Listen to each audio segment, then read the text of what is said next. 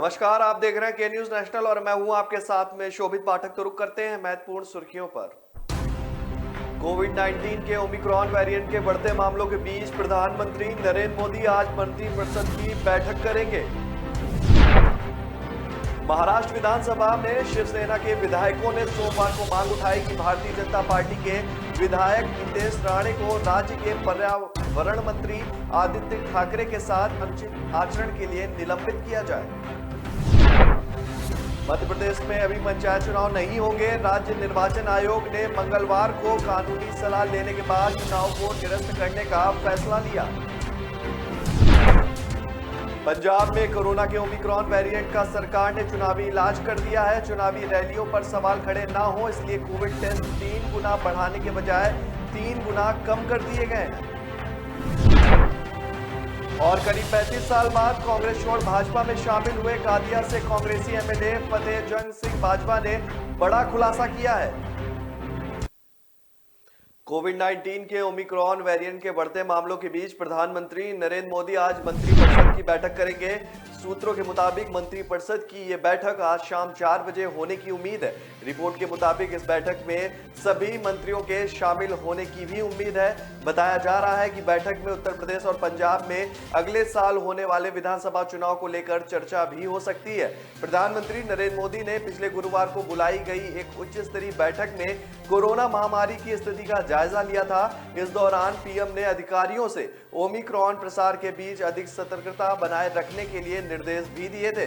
केंद्र ने राज्यों और केंद्र शासित प्रदेशों को ओमिक्रॉन वेरिएंट को लेकर अधिक सावधानी बरतने और कोरोना नियमों के पालन कराने के लिए भी सलाह दी थी। केंद्र ने कहा था कि डेल्टा वेरिएंट की तुलना में ओमिक्रॉन वेरिएंट तेजी से फैल रहा है। उधर विश्व स्वास्थ्य संगठन का कहना है कि भारत ने अब तक 21 राज्यों और केंद्र शासित प्रदेशों में ओमिक्रॉन वेरिएंट के 653 मामलों की पहचान की गई है, जिनमें से 186 लोग ठीक भी हो गए हैं। केंद्रीय स्वास्थ्य मंत्रालय ने मंगलवार को कहा कि महाराष्ट्र में ओमिक्रॉन वेरिएंट के सबसे अधिक 167 मामले दर्ज किए गए हैं।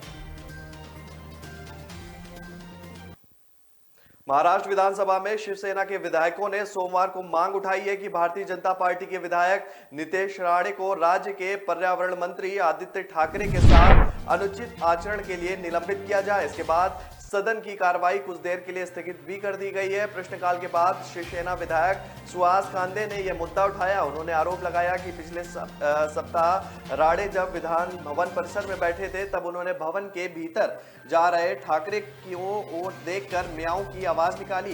कांदे ने कहा कि सभी सदस्य इस पर एकमत हैं कि नेताओं के विरुद्ध अभद्र आचरण की अनुमति नहीं दी जानी चाहिए, लेकिन राणे ने अपने बर्ताव को सही ठहराया और संवाददाताओं से कहा कि वह ऐसा करते रहेंगे। कांदे ने कहा कि आदित्य ठाकरे एक सम्मानित व्यक्ति हैं और उन्होंने नितेश राणे पर ध्यान नहीं दिया। हम अपने नेता का इस प्रकार से अपमान बर्दाश्त नहीं करेंगे। उन्होंने मांग की या तो राणे सदन में माफी मांगे या उन्हें निलंबित किया जाए।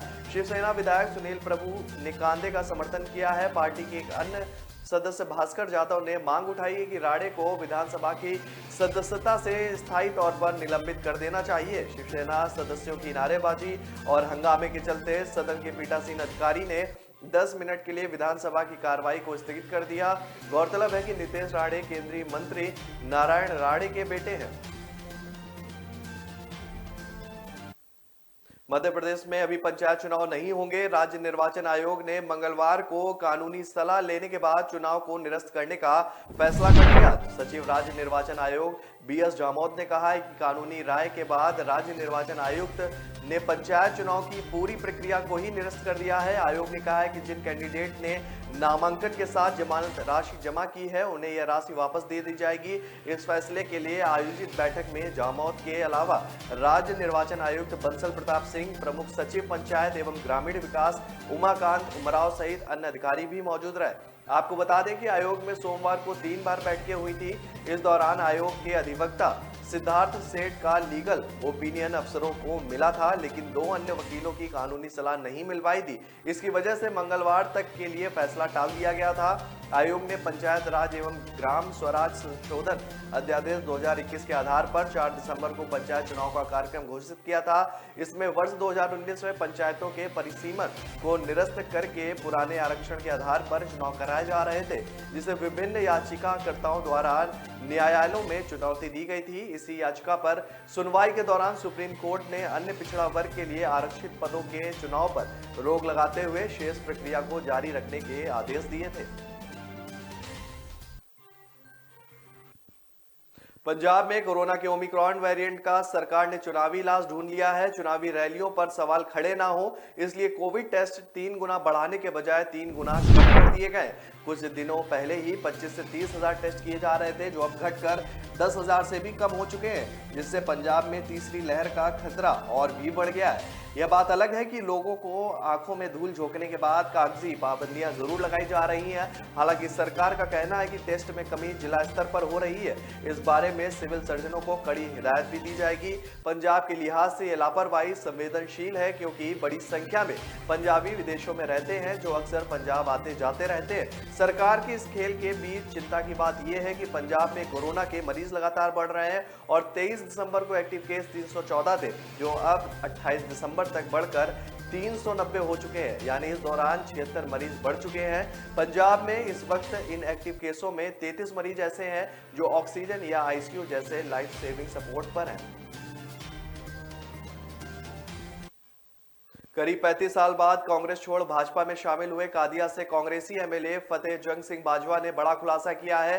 उन्होंने कहा है कि पार्टी छोड़ने से पहले उन्होंने पंजाब कांग्रेस प्रधान नवजोत सिद्धू को फोन किया था। उन्हें स्पष्ट तो नहीं कहा था कि मैं भाजपा में जा रहा हूं, लेकिन संकेत जरूर दिया था कि मैं कांग्रेस छोड़ रहा हूं। हालांकि सिद्धू ने उन्हें साथ मिलकर चलने की बात कही थी। बाजवा ने कहा कि सिद्धू उनके छोटे भाई हैं और राजनीति को अलग रख वह जरूर उनसे संबंध रखेंगे। एमएलए बाजवा ने यह भी कहा कि पंजाब में सत्ता के 4 पावर सेंटर बन चुके हैं। एक कांग्रेसी को यह पता नहीं चल रहा कि किसके साथ रहना है। एक के साथ जाते हैं तो 3 नाराज हो जाते हैं, 2 के साथ जाते हैं तो बाकी 2 अलग हो जाते हैं। कांग्रेस में गुटबाजी की यह चिंताजनक स्थिति है। उन्होंने स्पष्ट तौर पर तो नहीं बताया कि ये 4 पावर सेंटर कौन कौन से हैं, लेकिन इशारों में सरकार में सिद्धू और चन्नी गुट की बात जरूर की। इसके अलावा माझा एक्सप्रेस के नाम से जाने जाते डिप्टी सीएम सुखजिंदर रंधावा, मंत्री तृप्त राजिंदर बाजवा और सुख सरकारिया का भी संकेत दिया। चौथा पावर स्टेशन संभवतः कांग्रेस हाईकमान या पंजाब इंचार्ज हरीश चौधरी का हो सकता है। बाजवा ने इतना जरूर कहा कि उन्होंने गुटबाजी को देखते हुए ही कांग्रेस पार्टी छोड़ दी है।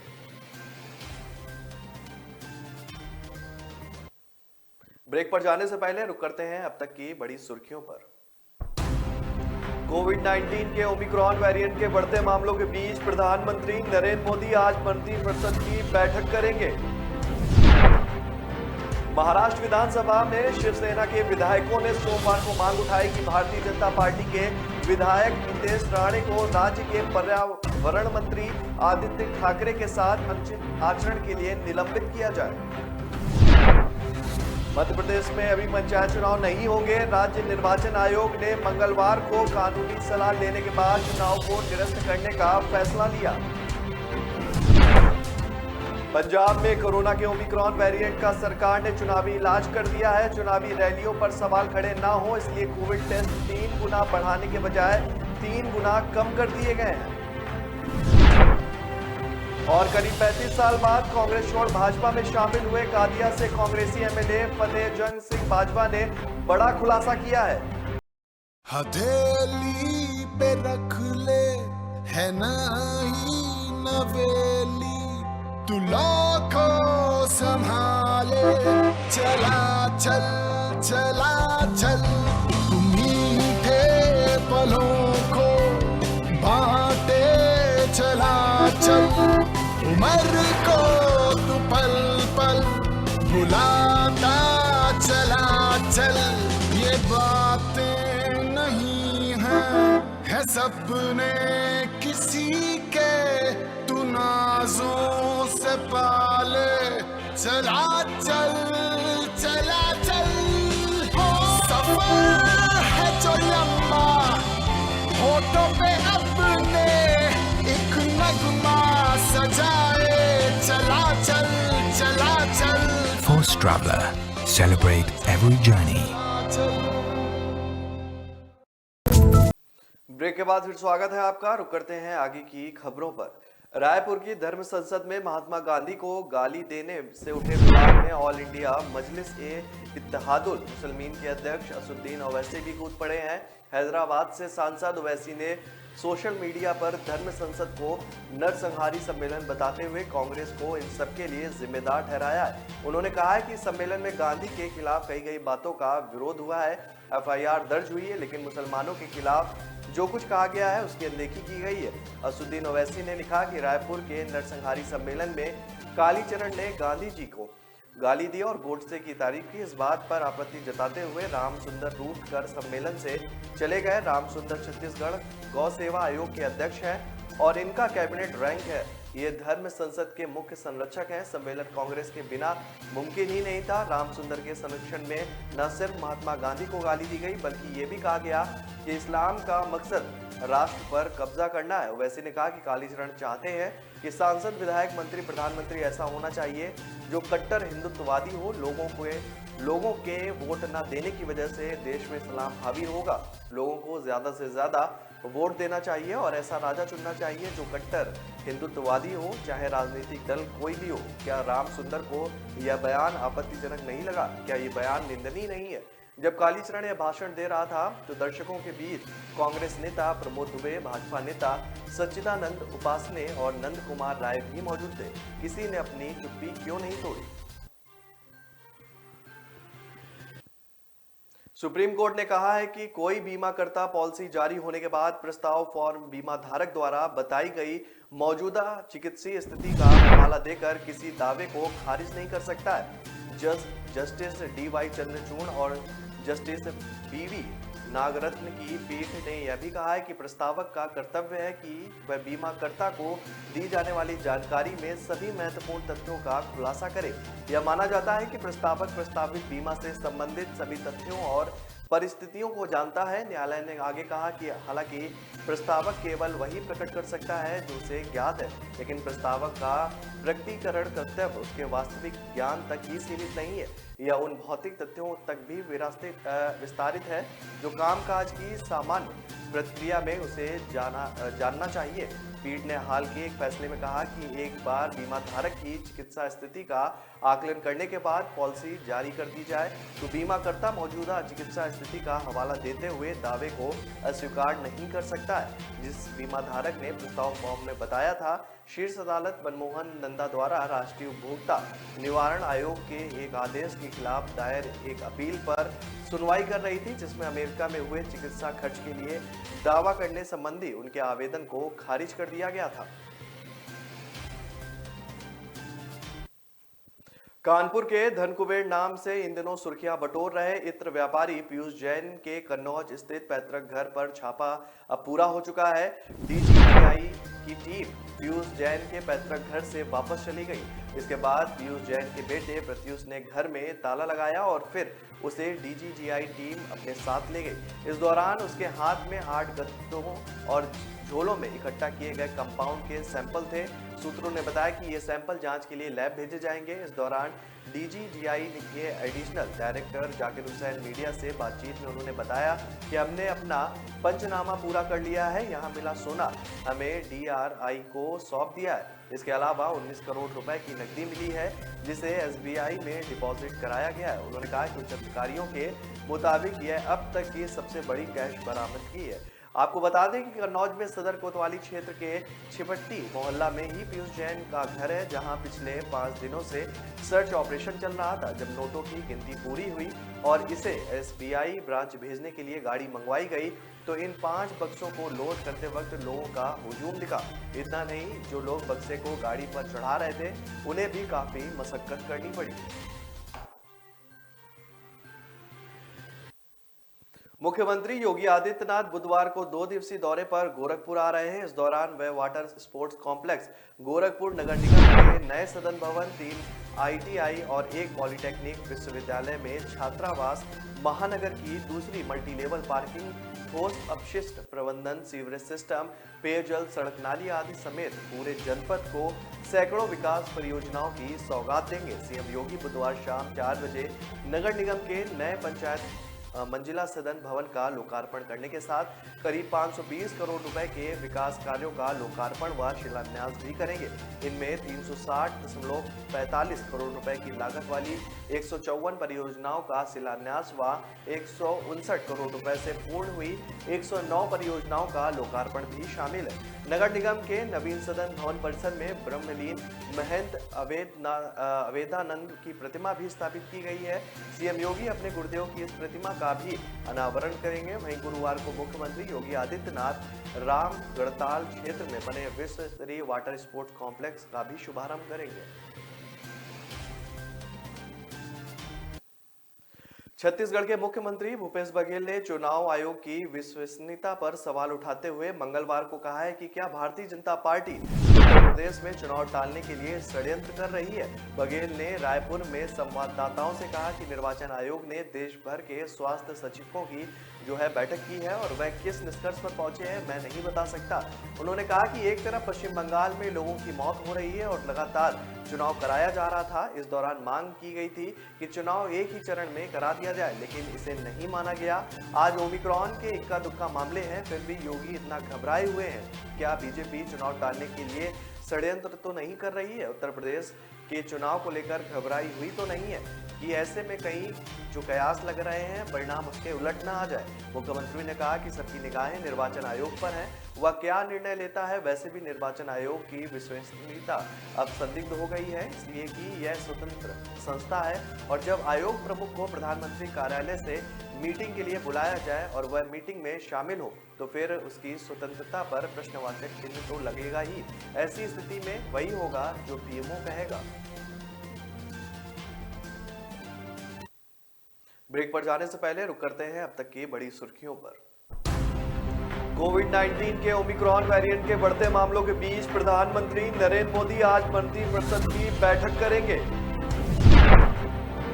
महाराष्ट्र विधानसभा में शिवसेना के विधायकों ने सोमवार को मांग उठाई कि भारतीय जनता पार्टी के विधायक नितेश राणे को राज्य के पर्यावरण मंत्री आदित्य ठाकरे के साथ अनुचित आचरण के लिए निलंबित किया जाए। मध्य प्रदेश में अभी पंचायत चुनाव नहीं होंगे। राज्य निर्वाचन आयोग ने मंगलवार को कानूनी सलाह लेने के बाद चुनाव को निरस्त करने का फैसला लिया। पंजाब में कोरोना के ओमिक्रॉन वेरिएंट का सरकार ने चुनावी इलाज कर दिया है। चुनावी रैलियों पर सवाल खड़े ना हो इसलिए कोविड टेस्ट 3 गुना बढ़ाने के बजाय 3 गुना कम कर दिए गए हैं। और करीब 35 साल बाद कांग्रेस छोड़ भाजपा में शामिल हुए कादिया से कांग्रेसी एमएलए फतेहजंग सिंह बाजवा ने बड़ा खुलासा किया है।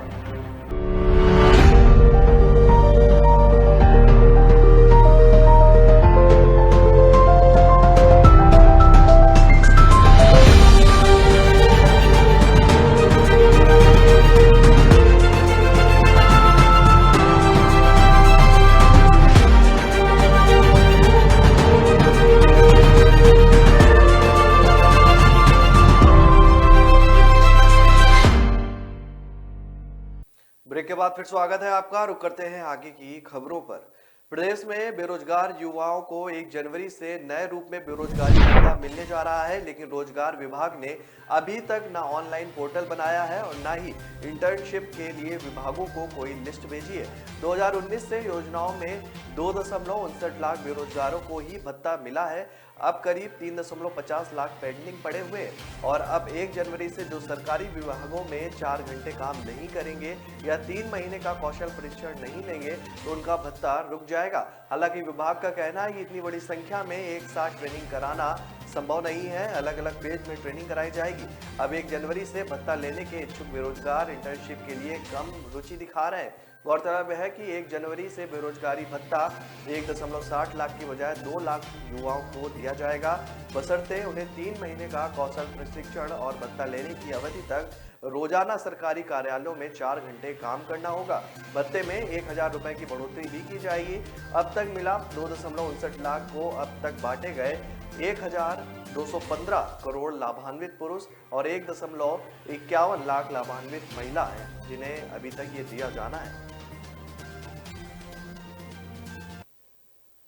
हरियाणा मंत्रिमंडल में नए कैबिनेट मंत्री देवेंद्र बबली व कमल गुप्ता हरियाणा सचिवालय पहुंचे। सीएम और डिप्टी सीएम ने दोनों को कार्यभार ग्रहण करवाया। इसके बाद उनके समर्थकों में खुशी की लहर दौड़ गई।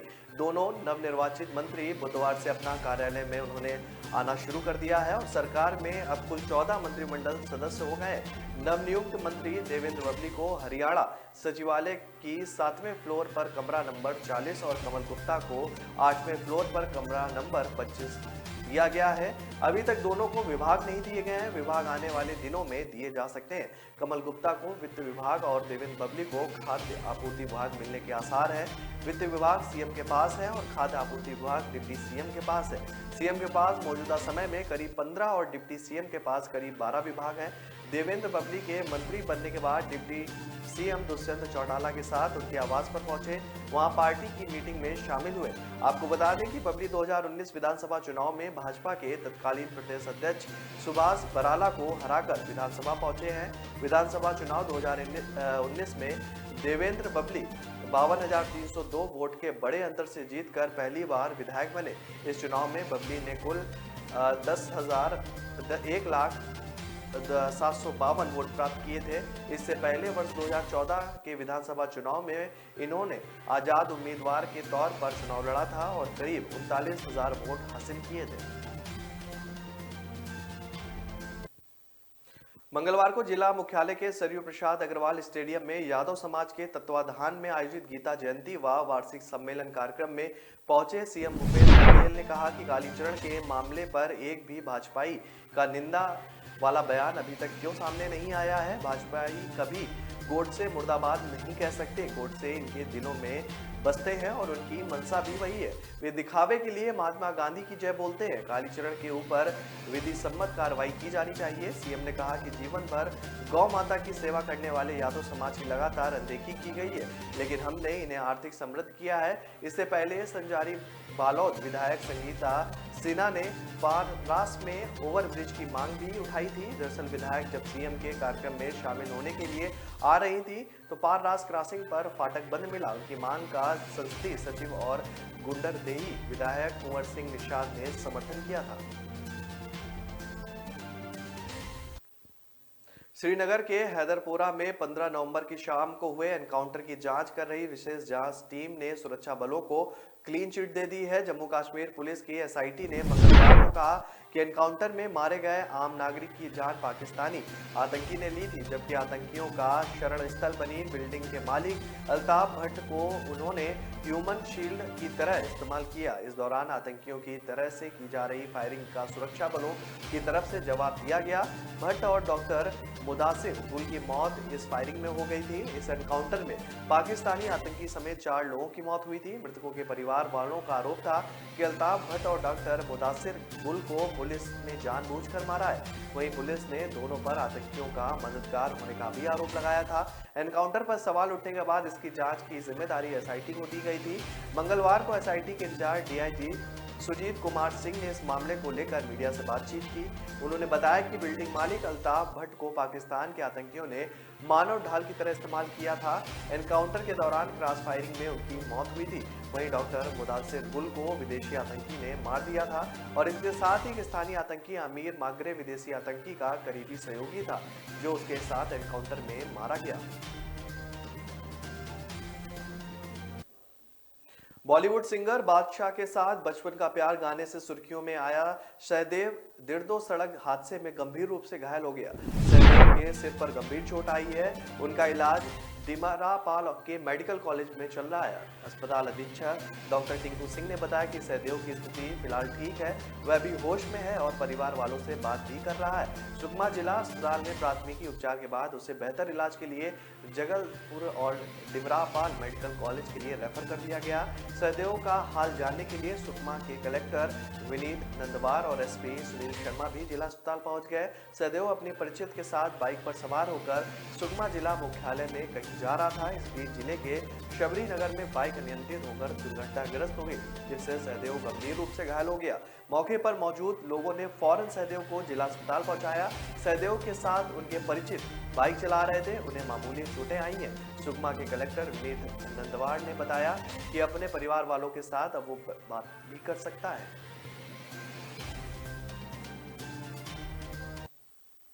तो फिलहाल इस बुलेटिन में मेरे साथ इतना ही। आगे की खबरों के लिए बने रहिए के न्यूज नेशनल के साथ। नमस्कार। कोविड-19 के ओमिक्रॉन वेरिएंट के बढ़ते मामलों के बीच प्रधानमंत्री नरेंद्र मोदी आज मंत्रिपरिषद की बैठक करेंगे। महाराष्ट्र विधानसभा में शिवसेना के विधायकों ने सोमवार को मांग उठाई कि भारतीय जनता पार्टी के विधायक नितेश राणे को राज्य के पर्यावरण मंत्री आदित्य ठाकरे के साथ अनुचित आचरण के लिए निलंबित किया जाए। मध्य प्रदेश में अभी पंचायत चुनाव नहीं होंगे। राज्य निर्वाचन आयोग ने मंगलवार को कानूनी सलाह लेने के बाद चुनाव को निरस्त करने का फैसला लिया। पंजाब में कोरोना के ओमिक्रॉन वेरिएंट का सरकार ने चुनावी इलाज कर दिया है। चुनावी रैलियों पर सवाल खड़े ना हो, इसलिए कोविड टेस्ट 3 गुना बढ़ाने के बजाय 3 गुना कम कर दिए गए हैं। और करीब 35 साल बाद कांग्रेस छोड़ भाजपा में शामिल हुए कादिया से कांग्रेसी एमएलए फतेहजंग सिंह बाजवा ने बड़ा खुलासा किया है।